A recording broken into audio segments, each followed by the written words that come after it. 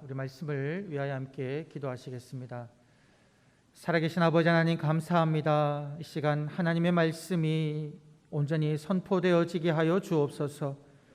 선포되어지는 하나님의 말씀이 우리의 심령에 새겨지게 하여 주시고 우리의 마음밭에 뿌려져 30배, 60배, 100배 결실을 맺는 복된 시간 되게 하여 주옵소서. 감사드리고 구주 예수님의 이름으로 기도드리옵나이다. 아멘.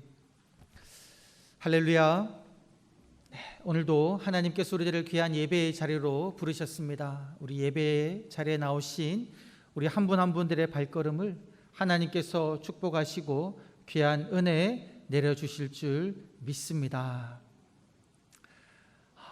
지금 저희 한국 사회가 정부 기관에서 조사한 그 조사 결과에 따르면 점점 1인 가구로 향해서 나아가고 있다라고 이렇게 이야기하고 있습니다.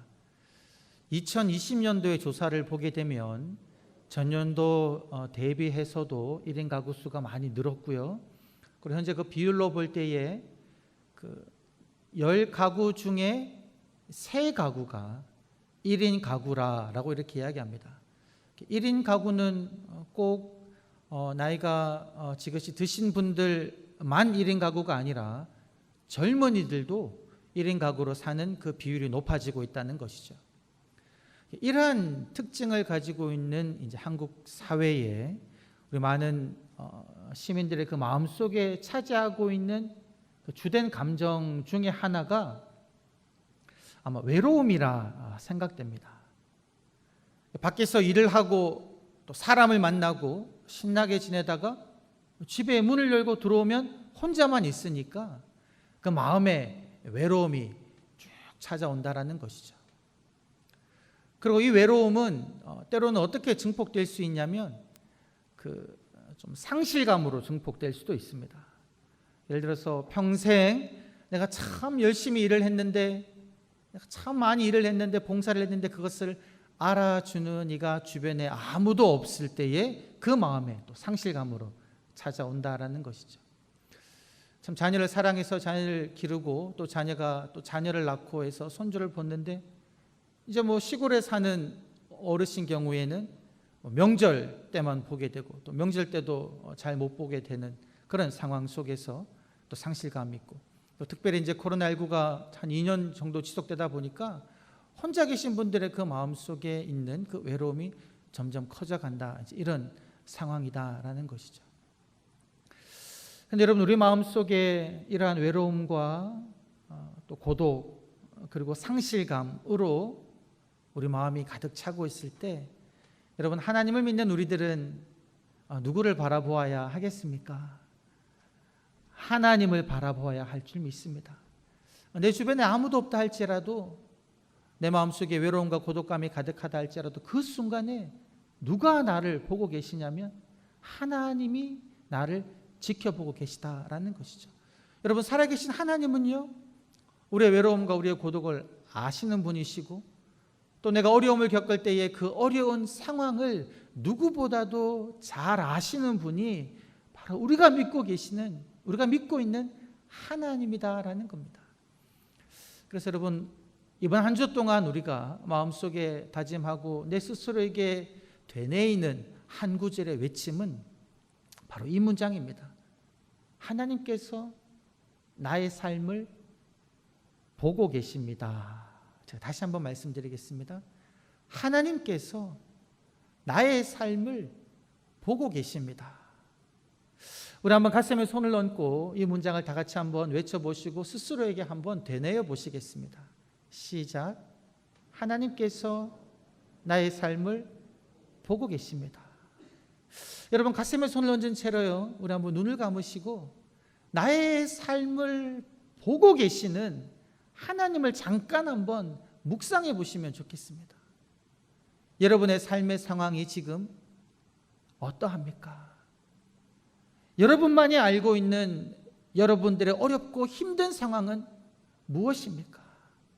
내 주위에 아무도 없다라고 느껴지는 이 순간에 여러분 살아계신 하나님께서 지금 하나님을 예배하는 여러분 한 분 한 분들의 삶을, 여러분들의 마음을 보고 계시는 줄 믿습니다. 네. 이렇게 여러분, 우리가 이번 한 주간 살아갈 때에 순간순간마다 하나님이 나를 보고 계십니다. 되뇌이시고 또 여러분을 살펴보고 계시는 하나님을 바라보시고 묵상하시기를 바랍니다. 여러분, 잠깐 눈을 감고 하나님을 묵상했을 때 하나님의 그 시선은 어떤 시선이셨습니까? 여러분을 감시하는 감시자의 시선이셨습니까? 과연 내가 하나님을 바로 섬기는지, 내가 하나님께 제대로 하지 않으면 하나하나 다 적어 놓으셨다가 나를 벌하시려고 여러분들을 감시하는 그런 시선이셨습니까? 아니면 하나님의 시선은 여러분들을 보호하시고 사랑하시는 그러한 시선이셨습니까? 우리들은 답을 알고 있습니다. 여러분, 놀이터에 아이와 함께 놀러 나간 아버지 혹은 어머니가 그 놀이터에서 신나게 놀고 있는 아이를 바라보는 그 시선은 어떤 시선일까요? 신나게 놀고 있는 아이를 바라보며 이 아이가 친구에게 내 욕을 하지는 않을까라는 그런 마음으로 감시하는 눈빛으로 놀이터에서 놀고 있는 아이를 보고 있는 아버지, 어머니는 아마 아무도 없을 것입니다.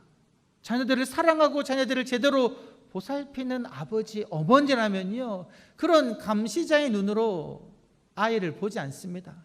오히려 놀이터에서 신나게 놀다가 이 아이가 혹시 미끄럼틀에서 떨어지지 않을까 염려하는 마음으로 그런 위험 요소가 발생하면 바로 달려나가서 아이를 잡으려는 그런 시선으로 보지요.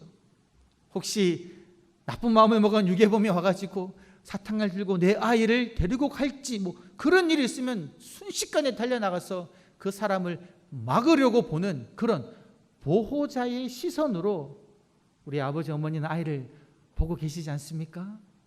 바로 살아계신 하나님께서 우리들을 그러한 시선으로 보고 계시다라는 겁니다.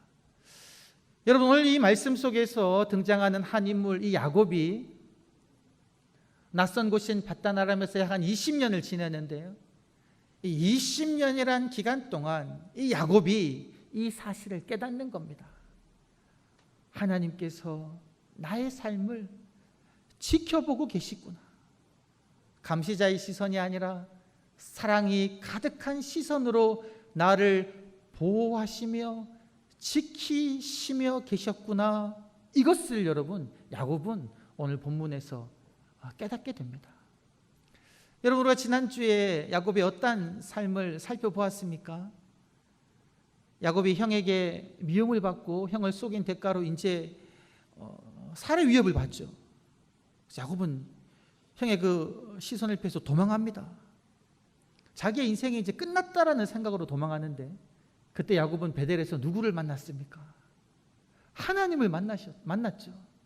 살아계신 하나님이 나는 너의 조부 아브라함의 하나님, 너의 아버지 이삭의 하나님 여호와인데 내가 그들에게 복을 주었던, 그들에게 축복했던 그 복을 내가 너에게 주겠다라는 말씀을 하셨죠.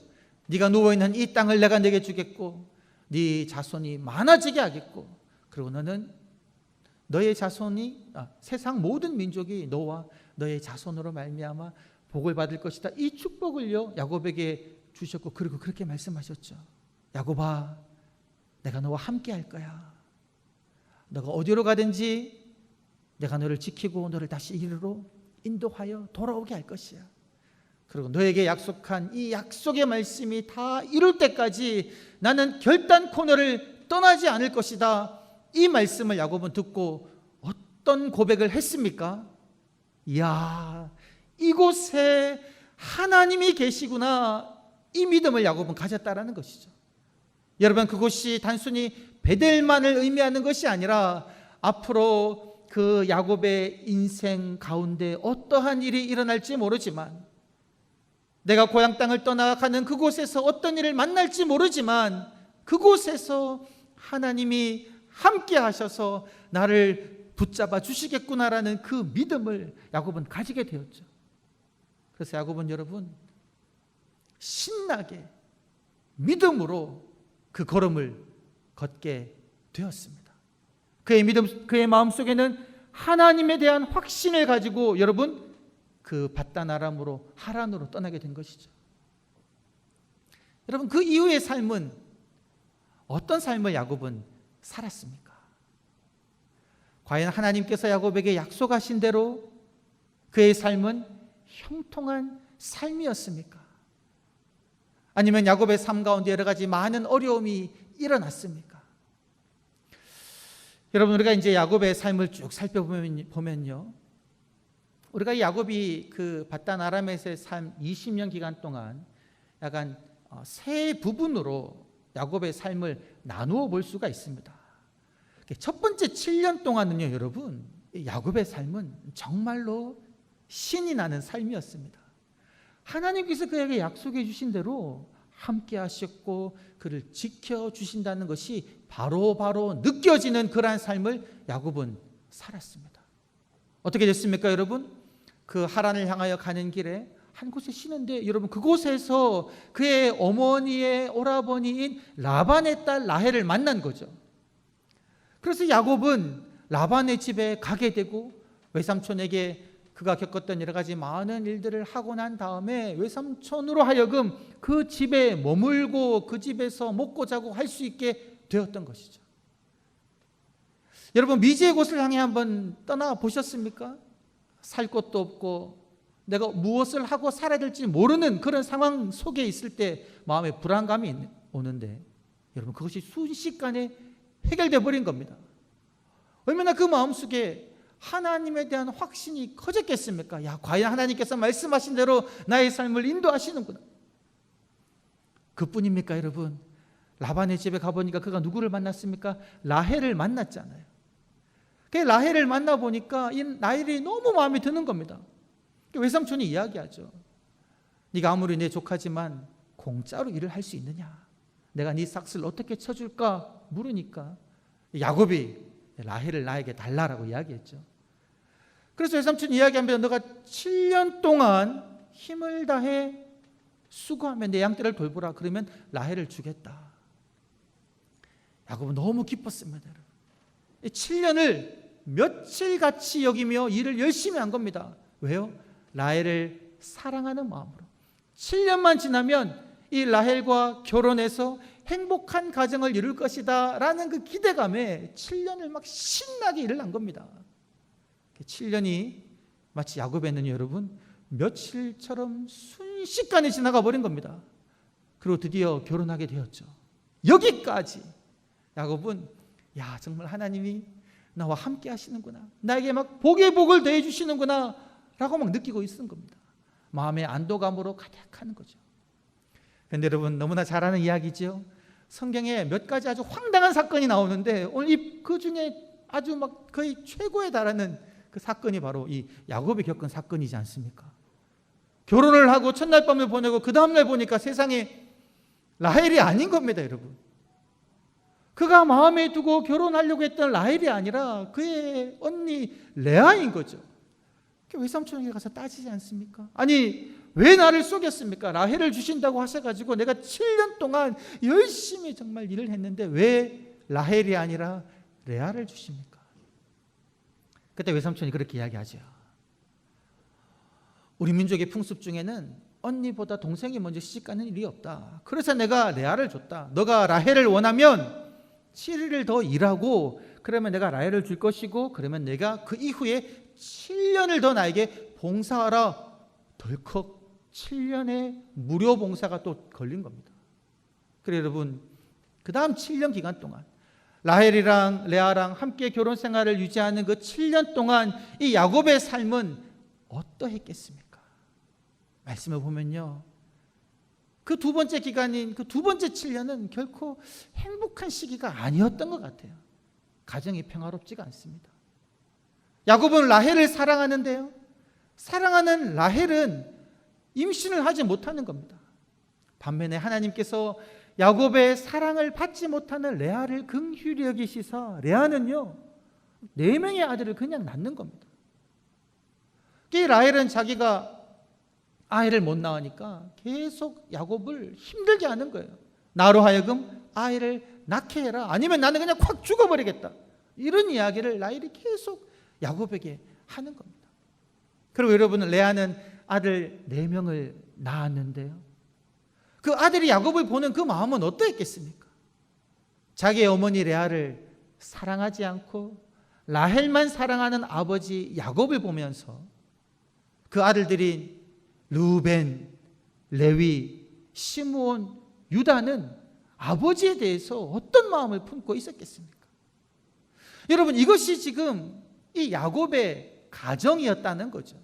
그 7년 동안 이 야곱은 행복한 결혼 생활을 아마 하지 못했으리라 생각된다는 겁니다. 그때 야곱의 마음속에는 하나님에 대해서 어떤 마음이 들었겠습니까? 아니, 하나님 나와 함께 하시고 나를 지켜주시고 나를 버리지 않겠다고 하셨는데 제가 꿈꾸었던 이 가정은 이런 가정이 아닌데 왜 하나님 나의 가정이 이러합니까? 하나님께 원망 섞인 소리를 하지 않았겠습니까? 그런데 여러분, 그렇게 끝나는 것이 아닙니다. 야곱이 이제 14년이 지나고 난 다음에 이제 11명의 아들을 얻고 난 다음에 다 데리고 고향으로 돌아가려고 그랬어요. 근데 그때 외삼촌 라반이 막는 겁니다. 너로 하여금 하나님이 나의 가산을 풍성하게 주셨는데 너 떠나지 마라. 내가 너의 수고를 이번에는 제대로 쳐주겠다. 삭스를 제대로 주겠다. 떠나지 마라. 이렇게 이야기하는 겁니다. 그래서 야곱이 떠나지 않고 6년 동안 더 외삼촌의 그 가축들을 돌봐주는데요, 그때 외삼촌은 야곱에게 어떻게 했습니까? 성경을 보게 되면 제대로 쳐주겠다 한 그 싹스를 여러분 제대로 쳐주지 않았습니다. 야곱의 말에 따르면 10번이나 바꿨는데, 여러분 한번 생각해 보세요. 싹스를 임금을 바꾼다 그럴 때 제대로 임금을 올려서 바꿨겠습니까? 아닌 거죠. 약속을 어기며 너의 수고에 대한 대가를 주겠다고 한 그 정도를 주지 않으면서 계속 야곱을 부려먹었겠죠. 그것이 야곱의 외삼촌 라반이 야곱에게 한 행동입니다. 이것이 여러분 야곱이 20년 동안 밧단 아람에서 지낸 그의 삶인데요, 이러한 자기의 삶을 이 야곱이 어떻게 생각하고 어떻게 요약하는지 오늘 읽은 말씀, 우리 창세기 31장 6절과 7절 전반절까지 한번 읽어 보시겠습니다. 우리 창세기 31장 6절에서 7절 전반절 말씀입니다. 한번 읽어 보시겠습니다. 시작. 그대들도 알거니와 내가 힘을 다하여 그대들의 아버지를 섬겼거늘 그대들의 아버지가 나를 속여 품삯을 10번이나 변경하였느니라. 지금 야곱의 말이거든요. 야곱이 자기 인생을 어떻게 보고 있습니까? 자기 자신에 대해서 이렇게 보는 겁니다. 나는 내 모든 힘을 다해 열심히 외삼촌 라반을 섬겼다라는 겁니다. 여러분, 이러한 라반의 행동을 어떤 단어로 요약할 수 있겠습니까? 성실이지요. 충성입니다. 저 뒤에 나오는 야곱의 말에 따르면 야곱은요, 외삼촌 양을 제대로 돌보려고 혹시 들짐승이 죽인 것이 있으면 자기가 그것을 다 메워 놓았고요, 뜨거운 태양빛 아래에서 밤에는 추위에 떨면서 잠을 자지 않으면서 외삼촌의 양을 돌보았다, 그렇게 이야기합니다. 정말 힘을 다해 성실히 외삼촌을 섬기고 그 양떼들을 돌보았죠. 여러분, 이러한 수고에 대해서 우리들은 어떠한 대가를 받기를 원합니까? 정당한 대가를 받기를 원하지 않습니까? 그런데 여러분, 7절 말씀을 보게 되면 야곱은 무엇이라고 이야기합니까? 나는 외삼촌 라반을 정말 열심히 내 온 힘을 다해 섬겼는데 외삼촌은 나를 10번이나 속였다. 제대로 된 싹스를 쳐주지 않았다는 거죠. 약속을 지키지 않았다는 겁니다. 주겠다고 한 것을 제대로 주지 않았다는 거죠. 그것도 10번씩이나. 이 10번이라는 말은요, 횟수로 딱 1번, 2번, 3번, 4번 10번을 의미하는 것이 아니라 아주 막 헤아릴 수 없을 정도로 무수히 많이 그냥 거짓말하기를 밥 먹듯이 했다, 그런 말입니다. 외삼촌이 나에게 그렇게 했다는 거예요. 이것이 지금 자기의 20년 인생을 돌아보고 있는 야곱의 생각이다라는 겁니다. 여러분이 잠깐 야곱이 한번 되어 보십시오. 마음이 어떠한 마음이 올라옵니까?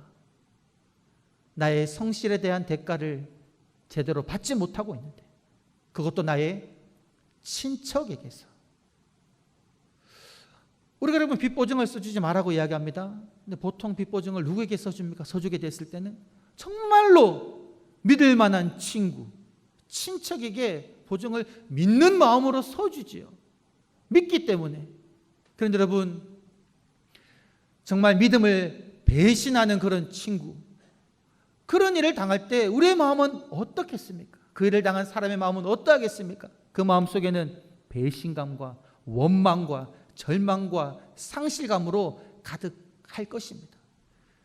그의 20년 인생이 아무짝에도 쓸모없는 인생으로 생각된다는 거죠. 야곱이 지금 자기의 인생을 그렇게 보고 있다는 겁니다.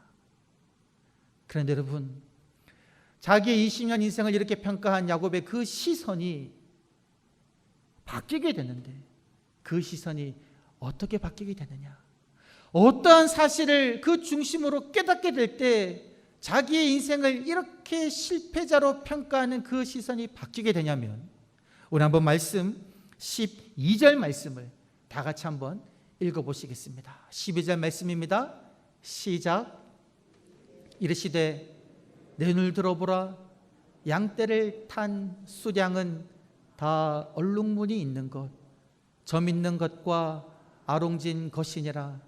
라반이 내게 행한 모든 것을 내가 보았노라. 여러분, 이 12절에서 이 마지막 문장, 라반이 네게 행한 이 모든 것을 내가 보았노라, 이 문장이 야곱의 시선을 바꾸는 겁니다. 야곱의 마음을 바꾸는 겁니다.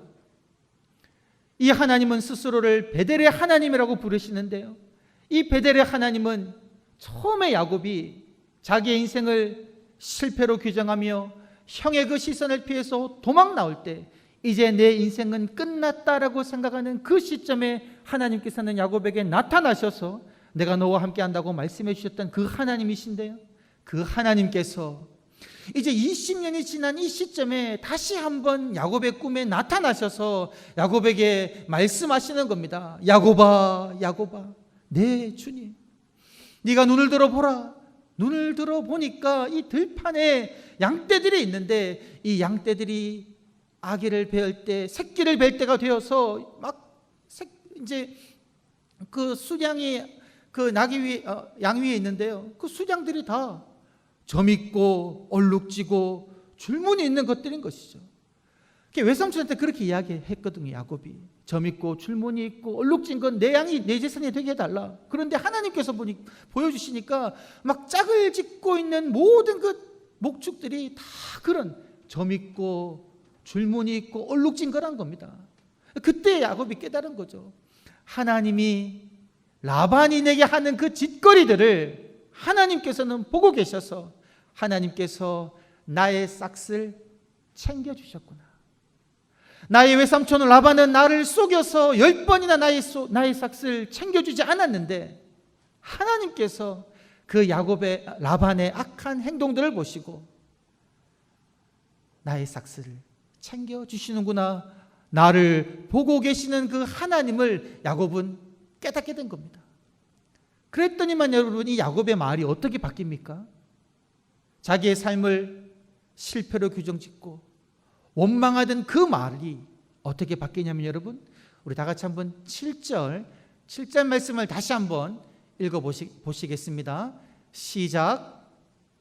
그들의 아버지가 나를 속여 품삯을 10번이나 변경하였느니라. 그러나 하나님이 그를 막으사 나를 해치지 못하게 하셨으며, 외삼촌 라반은 싹을 무수히 많이 변경시키며 나로 하여금 제대로 된 보수를 받지 못하게 하셨지만, 나의 하나님께서 라반의 그 악한 계책을 막으시사 나로 하여금 해를 입지 않도록 나를 보호하셨구나라고 고백하는 겁니다. 여러분 9절 말씀을 9절 말씀 한번 읽어볼까요? 9절 말씀입니다. 시작. 하나님이 이같이 그대들의 아버지의 가축을 빼앗아 내게 주셨느니라. 여러분 이 고백을 하기 전에는요, 이 야곱이 자기도 꾀를 부립니다. 자기도 꾀를 부려가지고요, 외삼촌 양떼에서 자기의 양떼를 많게 하려는 수를 씁니다. 그래서 어쩌면 야곱은 그렇게 생각했을 겁니다. 외삼촌을 보면서 당신이 나를 속여서 나의 재산을 갈취하면 나도 내 방식대로 당신의 재산을 나의 것으로 하겠습니다. 이런 생각으로 야곱은 살은 점이 있었습니다. 그렇게 살아왔기 때문에 자기가 가진 것이 여러분, 자기가 잘해서 자기의 꾀로 이 정도, 어느 정도 그래도 내 것을 챙겼구나, 그렇게 생각했었는데 야곱이 꿈속에서 하나님을 만나고 나니까 그의 입술의 고백이 어떻게 됩니까? 하나님께서 당신의 아버지의 재산을 빼앗아서 나에게 주셨습니다. 하나님께서 외삼촌 라반의 악한 손을 막으시고 하나님께서 나에게 정당한 대가를 이루게 하셨습니다. 이런 고백을 하는 사람으로 바뀌었다라는 겁니다. 이것이 바로 야곱이 라반을 바라보지 아니하고 하나님을 바라볼 때에 그가 고백할 수 있던 믿음의 고백이었다라는 것이죠. 사랑하는 성도 여러분, 어떠한 현실에 처해져 있습니까? 여러분의 상황은 어떠한 상황입니까? 여러분의 주변에는 혹시 라반과 같이 여러분의 것을 빼앗으려고 하고 여러분을 인정하지 않는 그런 사람들이 있습니까? 여러분, 근데 우리가 그때 우리의 시선을 끊임없이 라반을 바라보며 나를 힘들게 하는 그 상황만을 바라보면 우리의 입술에서 함께 하시는 그 하나님을 고백할 수가 없지만, 그러나 여러분, 우리가 믿는 그 하나님, 베델의 하나님, 우리를 버리지 아니하시고 우리와 함께 하시고 우리를 지키시는 그 하나님을 바라볼 때에 우리들은 믿음의 고백을 할 수 있는 줄 믿습니다. 하나님께서 내 모든 삶의 어려운 상황 속에서 나의 원수의 그 공격을 막으시고 하나님께서 나에게 은혜로 복으로 채워주고 계십니다라는 이러한 믿음의 고백을 하게 되실 줄 믿습니다. 이번 한 주간 살아가실 때에, 또 우리 남은 여생을 살아가실 때에 우리를 사랑으로 지켜보시는 하나님을 바라보시며 하나님을 믿음으로 고백하시는 저와 여러분이 되시기를 주의 이름으로 간절히 축원합니다.